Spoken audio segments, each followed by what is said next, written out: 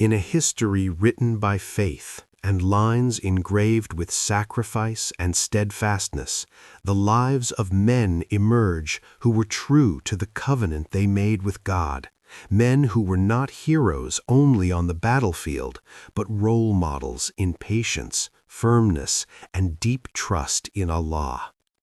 Today, we present the story of a noble companion, a man whose life began in the shadows of ignorance, then whose heart was illuminated by the light of Islam, becoming an arrow of truth, a prayer that was never rejected, and a leader who changed the course of history.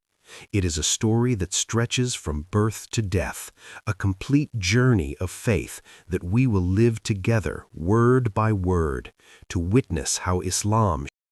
Saʿd ibn Abi Waqqas, may Allah be pleased with him, was one of the greatest companions of the Prophet, peace be upon him, and one of the 10 promised paradise.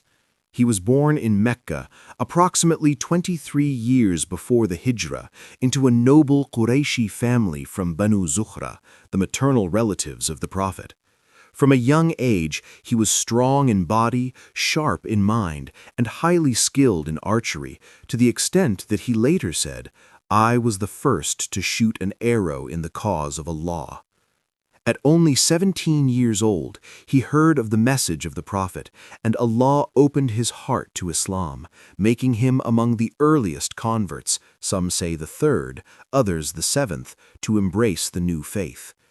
Because of his Islam, he suffered severe hardship, especially from his mother, who vowed not to eat or drink until he abandoned his religion. Yet he remained firm and told her that even if she had 100 souls that left her body one by one, he would never leave Islam. And regarding him, Allah revealed verses commanding kindness to parents without obedience in disobedience to God.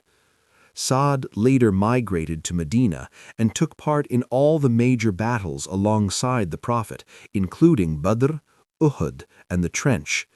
During the Battle of Uhud, he stood firm while many withdrew, and the Prophet encouraged him, saying, "Shoot, may my father and mother be sacrificed for you," a rare honor given to only a few companions.